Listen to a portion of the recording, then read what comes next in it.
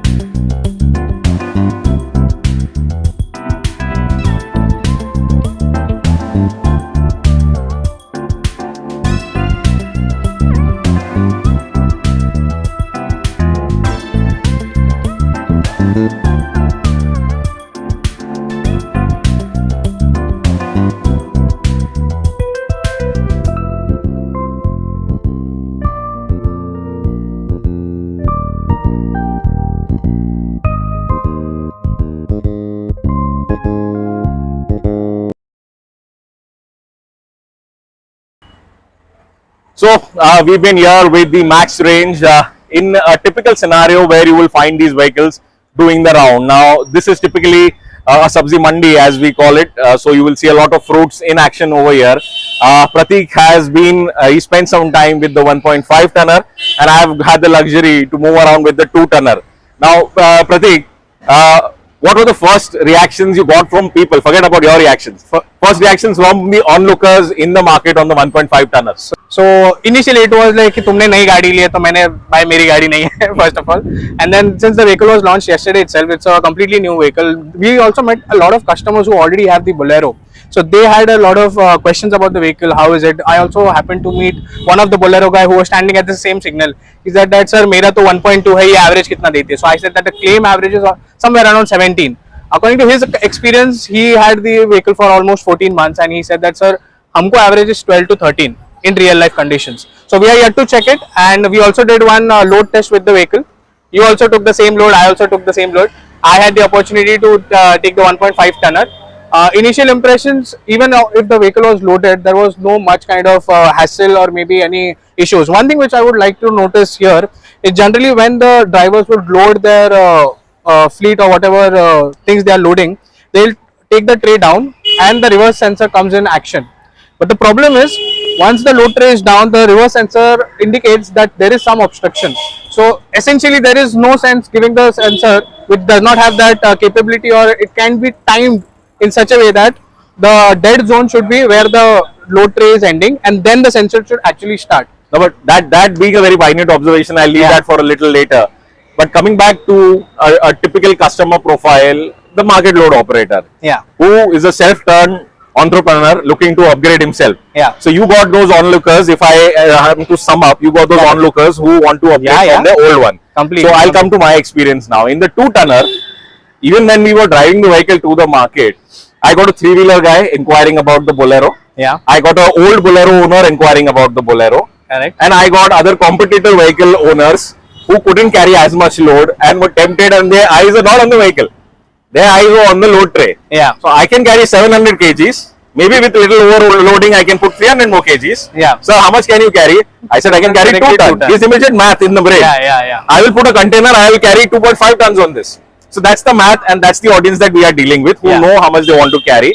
There is a sense that these small entrepreneurs, the market load operators, are happy with an upgrade if they get the value for money that they are, proposition that they are looking at. And I think Mahindra has made a decent effort to upgrade a very well established product. Let's not forget that the Bolero is a legacy model. It's a segment leading model. More than 2 decades or 3 decades in the market. Absolutely. So it's proven itself. But now what you're trying to do, you are trying to adhere to newer compliances. So the RD norms have rolled out in the market. You're trying to comply to that. And at the same time, you are making an attempt to make the vehicle slightly more aspirational, plug in the loopholes. And as you mentioned, as you mentioned yesterday, I think the biggest showstopper is with me, the 2-ton.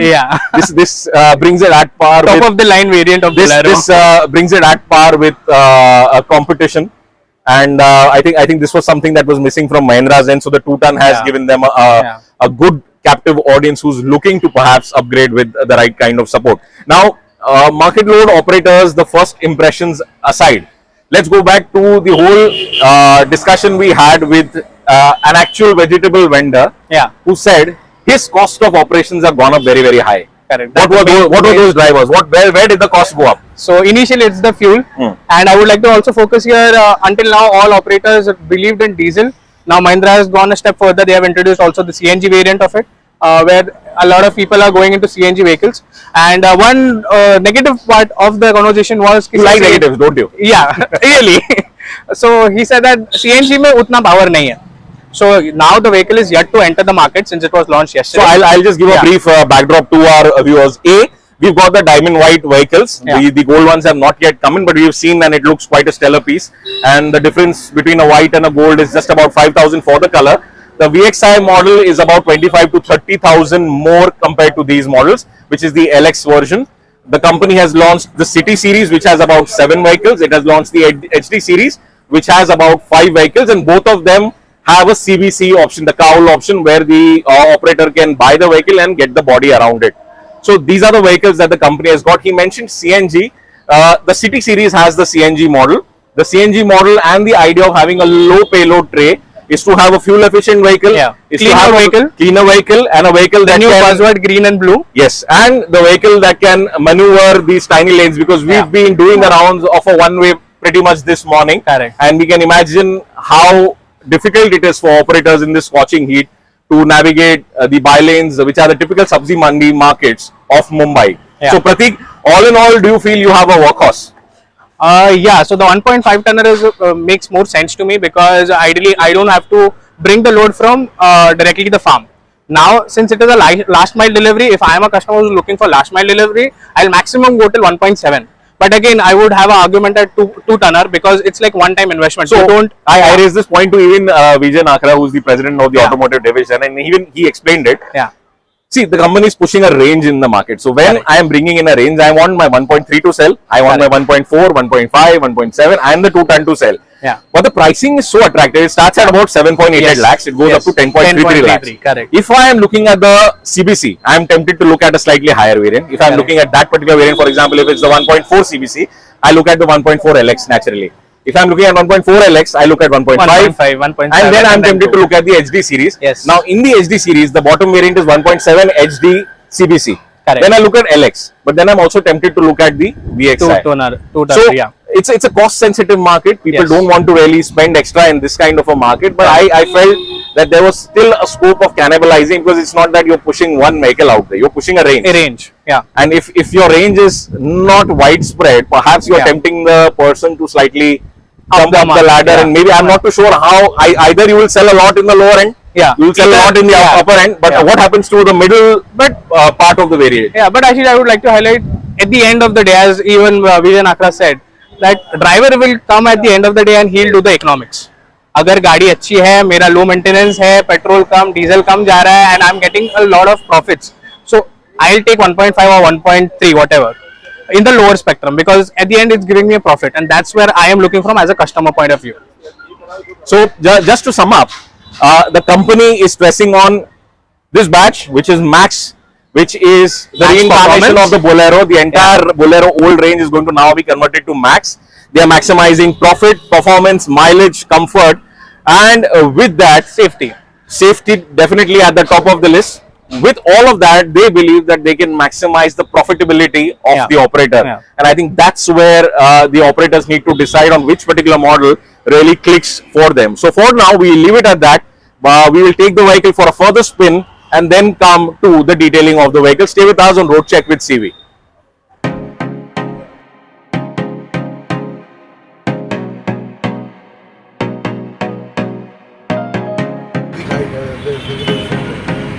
उधर तो parking बिल्किंग सारी चीजें अभी ये map लगा है, इसका भी रिकॉर्डिंग होगा, इसमें वेरिएशन आ जाता है ना, सेम चीज कितना पार्किंग हो गया, कुछ तो वेरिएशन करना।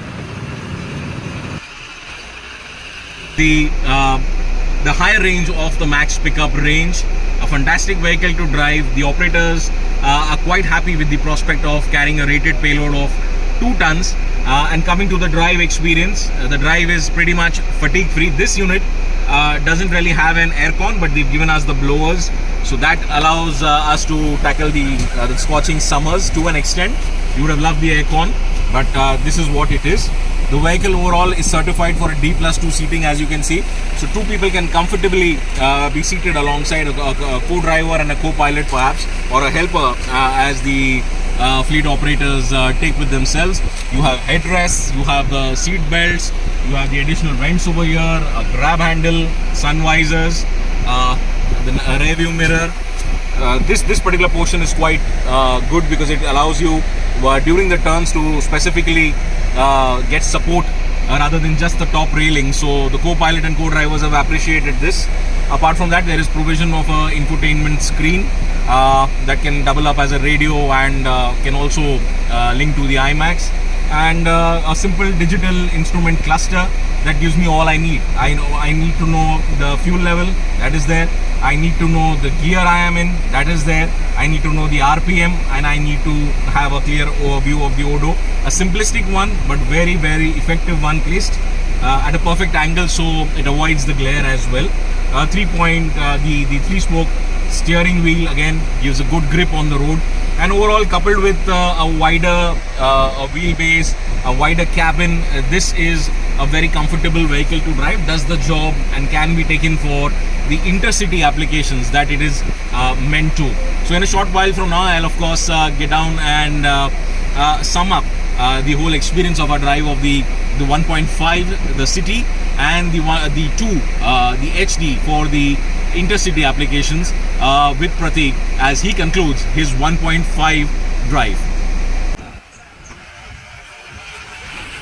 That concludes our drive, and we have driven the vehicle for almost 25 to 30 kilometers, loaded and unloaded. You have already seen the details of it.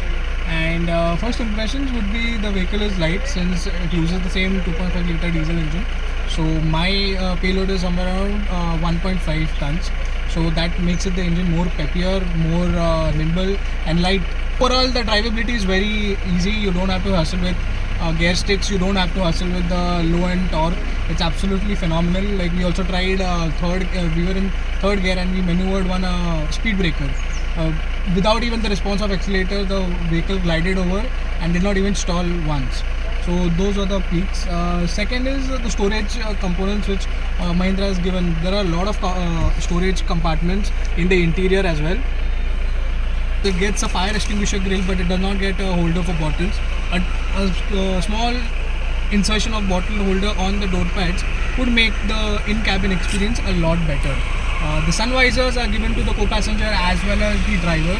You also get certified D+2 seating arrangement, but unfortunately we couldn't trace the seat belt lock on the passenger side, whereas as you can see the driver side is already hooked up. The MID is an optional in this variant. It's 20. Overall, the vehicle is very similar. There was a launch of VXi 3000 in November, in September, if I'm not wrong. The vehicle pretty much remains the same, and major additions such as the change of handbrake position, which was earlier on the driver's right hand side. Now it is on a convenient position on the driver's left hand side. Gear stick is now improved. Earlier it used to touch, like if you see on the second gear, the earlier gear stick used to touch the passenger seat, but now well space is maintained, and overall it's a good fun to drive vehicle. I urge you, if you get a chance to drive the Bolero, please do check out. If you're considering something wherein 10 lakhs is your budget, 10.3 is the top of the line variant, which is the 2-tonner. This is the 1.5. You can get somewhere around 7 to 8 lakhs. That was about it. Rest all the features remain same.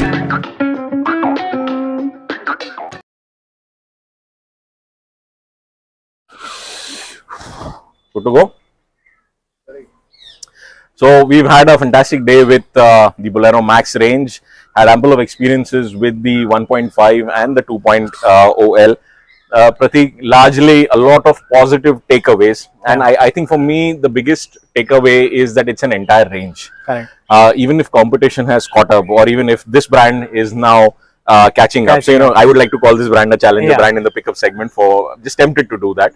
But if they are at par with competition, as of now, this is an entire range from 1.3 to 2. Correct. The engine has been optimized. If you look at the competition, the closest one that comes to my mind is slightly underpowered at about 2.2 liters. This is a 2.5 liter engine tweaked to 80 HP, although that one has a higher horsepower.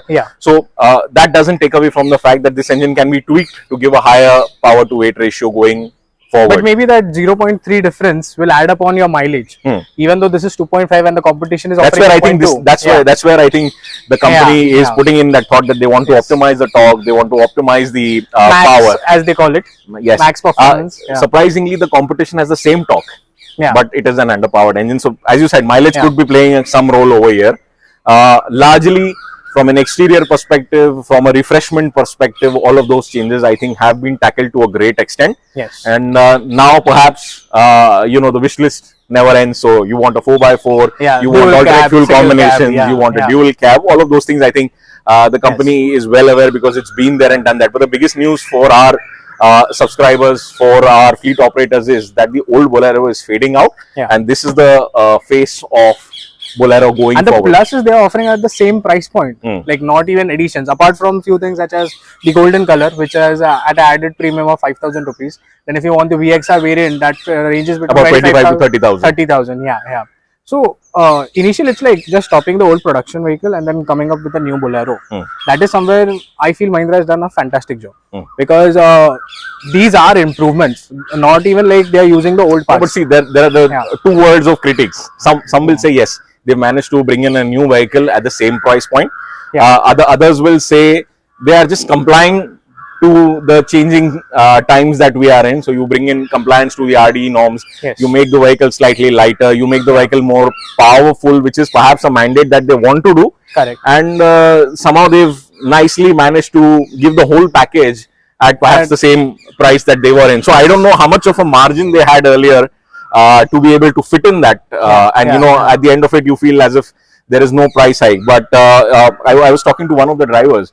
Now the top end variant over here is 10.33 lakhs on paper. Yes. The on road is 11. So I think it's the on That's road. a general practice. Every time it's like Yes. more than no, the but express, that could be, or that has always been perhaps the decision making factor. So we'll have to wait and watch how the range matures, how the acceptance matures, whether it's the 1.3 at the lower end, whether it's the 1.7 at the higher end, or whether it's the CBCs, or whether the world moves on to a 2-ton. You never know. But the journey from like this old circular headlight Bolero till this aerodynamic, very similar to a UV300 or the Bolero Neo, this is the improvement which I feel is a significant one. And I feel Mahindra should have done this very earlier, because Bolero needed this change. Now, since you have the new variant, new aerodynamic things, I think future for Bolero is much higher. And people know it. It is a brand. Like in the passenger vehicle, as you all know, there is a word called Fortuner. You don't ask beyond that. This is the Fortuner of a commercial vehicle. It's like just Bolero, and then you don't need to explain them. I will still hold on to my excitement before comparing those two. But it's not about the comparison. It's like the name, the feel, the brand, and the on-road presence. Perhaps. I have hardly seen any Bolero who's struck or who's having a breakdown at the highway. So this is the kind of thing which is commanding, and Bolero has its name in the market. Right. Now, just concluding this whole thing, why this is a notch higher, another reason. The MaXX name is not just the MaXX name. You remember the iMaxX from the Blazos. That has come down now to the pickups. So telematics is the new thing. I was surprised that this is not part of a digital infotainment system in the vehicle don't itself. Actually need a physical. Yes, I thought that was a bit of a downer when I received the vehicle, but I managed to put on their iMaxX app, and you will be surprised to know when the vehicle started. I got an alert that the vehicle has started with the name. Okay. When the engine was idling, it gave me a message. So Ashish, is it like that if you are the fleet operator and I am the driver, I will drive the vehicle and you get all the alerts? Absolutely. So I can track my entire fleet. I can look at my fleet that is available, not available, in transit, to the expense of tracking their expense wallet, to the extent of driver-wise managing their documents. So I know many people will say that it's all in the phone. By the vehicle. But the fact that the vehicle can be linked to the phone, and these facilities are now without even pairing. I think there is something going on in the behind the scenes that is doing fantastically well for the vehicle. I would still personally want to see all of this integrated into the dash and not really rely on my phone. So I think that is the only large feedback. But from a trackability perspective, from an accountability perspective, and the whole maximization to link it to a higher profitability, I think the vehicle goes quite far on that front, and you will have to just wait and watch how these quarters play out for the pickup segment in fiscal 24. So thank you for staying tuned to Road Check with CV. We'll come back with another vehicle the next time round. Do consider subscribing our CV magazine channel. We'll bring you all contents like these, and we hope you like the new format of these videos, where we both, as my editor and I as being the correspondent of this CV magazine entire space, hope you like the video. Thank you for watching.